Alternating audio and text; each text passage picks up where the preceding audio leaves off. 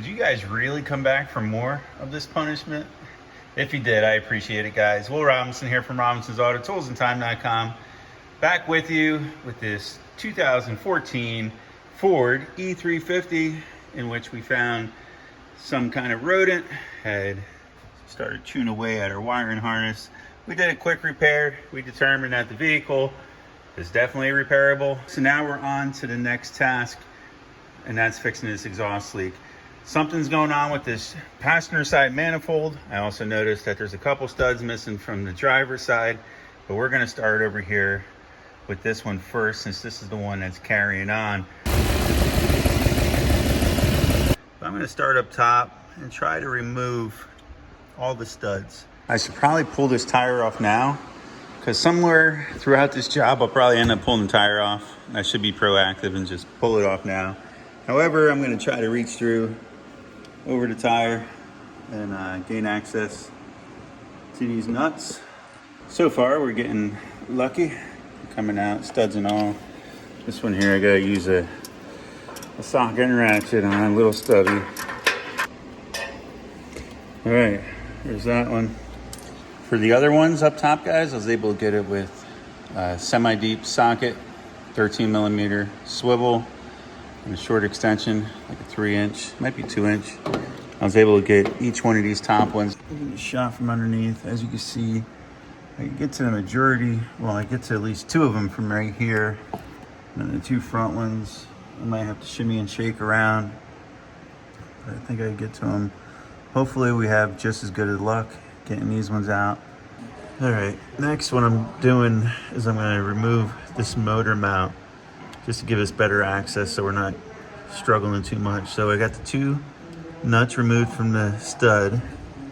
I got the 1 through bolt. Not sure if you can see it here. Got this one removed.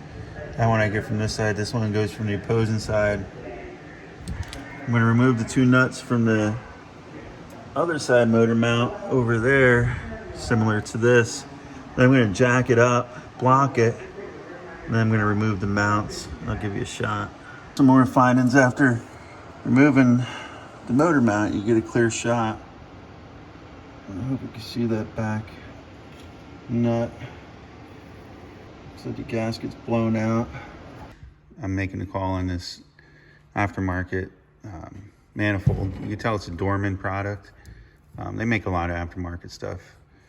Not to say that they're terrible or anything. It's most, it is what we're gonna have to replace it with again, but I'm not sure why it warped as bad as it did. This front side here, you can tell was leaking pretty good. It was actually missing the nut from this side, so the stud was not broken on any of these. This one was about ready to break, but I was able to get it out without it breaking. Got super lucky. What I want to show you is why, or what might have happened here. I'm not sure if you can see the air gap. So here, if I put a straight edge across, you can see it's tight, tight, tight. Starts getting a little bit further away here. But then here you're about, I don't know, 3/16.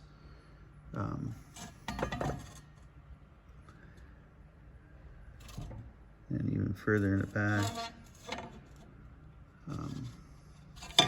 So it's so warped that if I try tightening it up, it's just going to distort everything.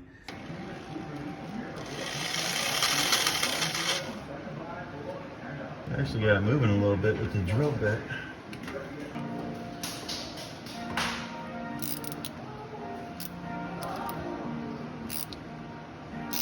All right, she's going.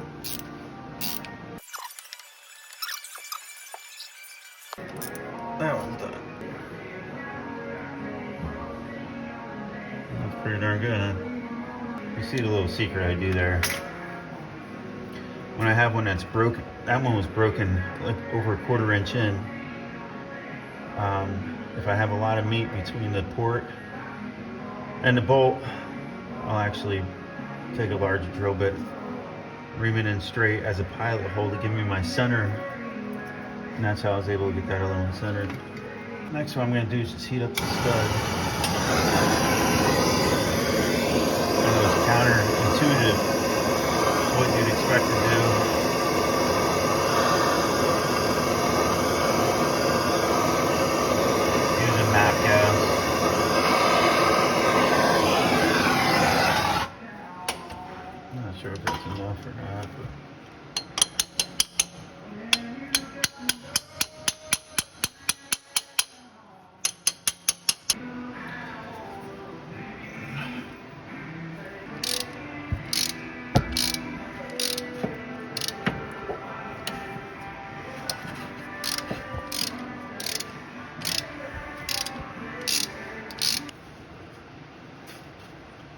we go. All right, guys, there you have it. I shared those two with you, but that's pretty much what I had to go through for the remaining ones. The other ones, a lot of them I did heat up while they're on the manifold. I had the MAP gas and oxygen combination, and that was before I ran out of the oxygen because my oxygen acetylene tank, my oxygen tank's empty. And those pretty much came out. I only had a couple other ones that fought me, like the one stud that you see. And then we had the one that was broken off flush to begin with. And that one wasn't flush, was actually recessed in a 1/4 inch. In case you're curious, this is the speed out extractor kit I used. And of course, there's no part number. That's a stud extractor.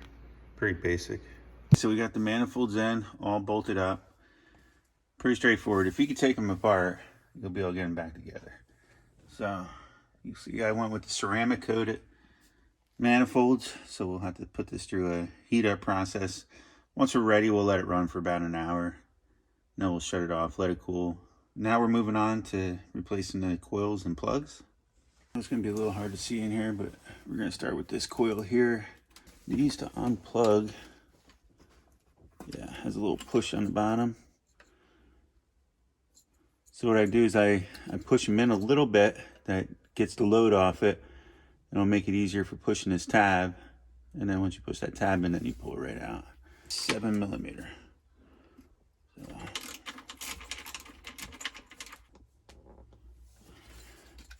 There she goes. Sometimes you gotta give her a little twist. Find her best way out. There you have it. What I'm gonna do for now, I'm gonna pull this boot off of this. I'm gonna stick this boot back down in this hole for a minute. Alright, I'm back. Got my air blower with the wand. What this is an 1/8 inch brake tubing with the compression fitting. Essentially, you can make this yourself. Just want to blow all the dirt out. I got the hood pop.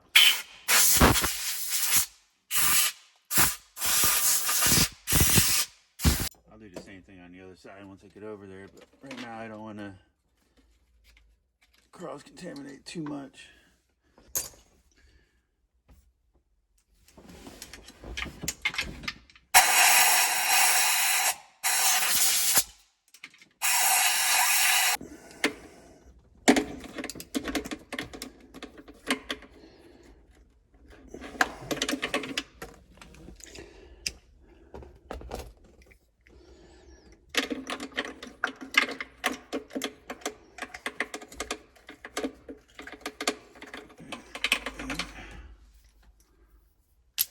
Woo.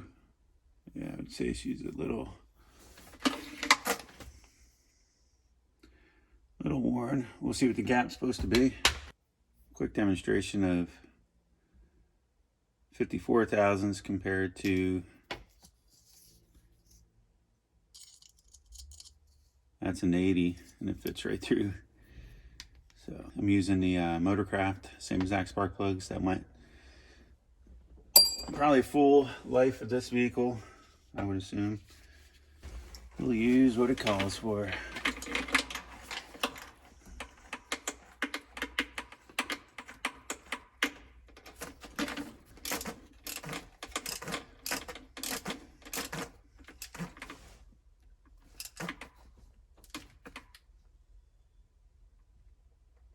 Okay. Yep. Alright guys, got all the new coils in here. I got a wire back there that I gotta put some liquid tape on where I think it's a squirrel actually, because I found some nuts up front. Unless mice like nuts too. But now we're over here.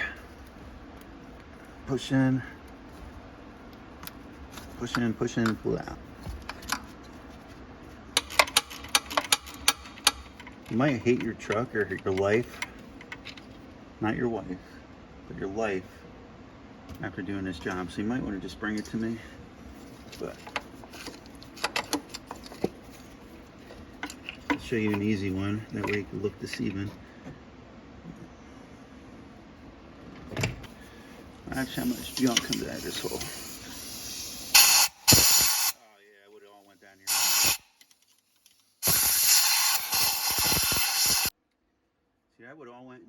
instead it went in my lungs.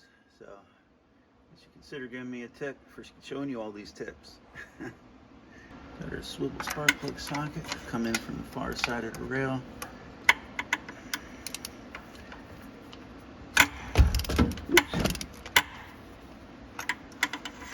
Alright.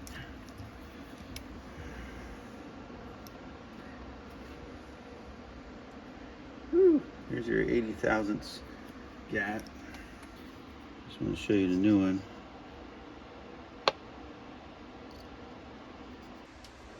Here, put the new one in.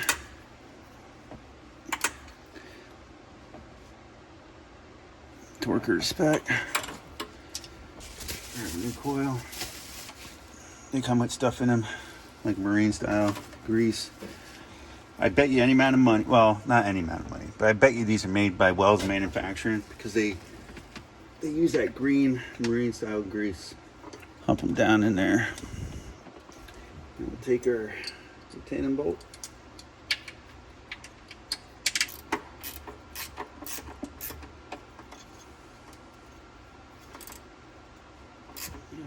Snug that down. You don't want to go too tight, it's only plastic.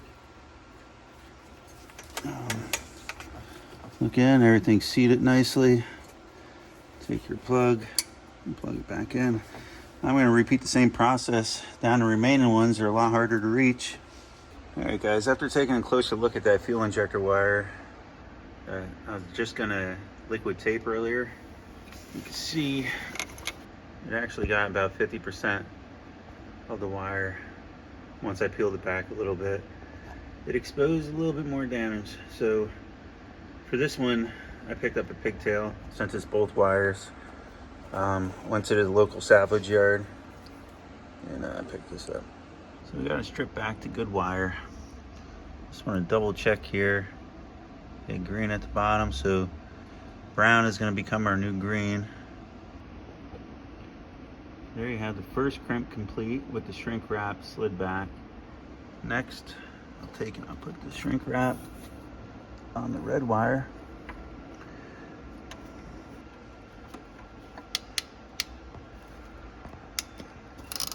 Okay.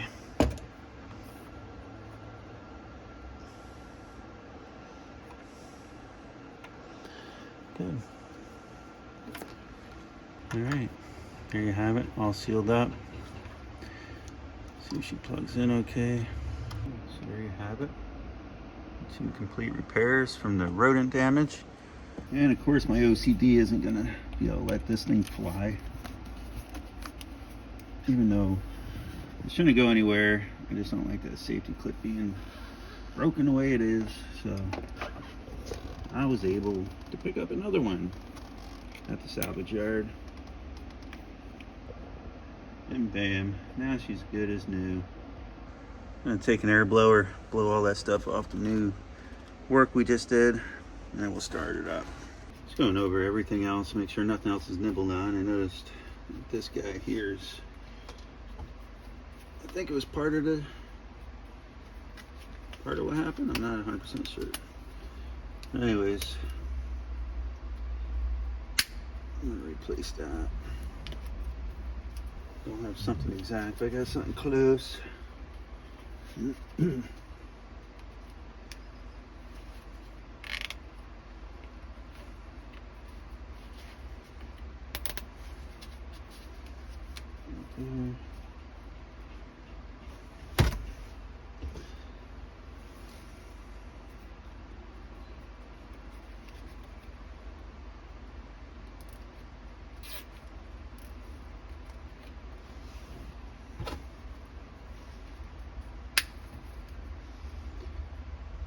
No, it's pretty professional in my opinion. Going over all the plugs one more time to make sure they're all snapped in. All right, I think it's time to start it up.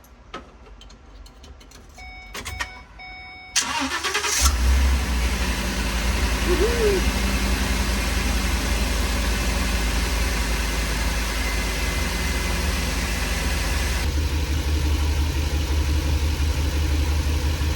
Alright, well, she's looking much better. We're going to take her for a ride. Alright guys, I'm coming back to the shop here shortly. Everything's looking good. It's nice and quiet.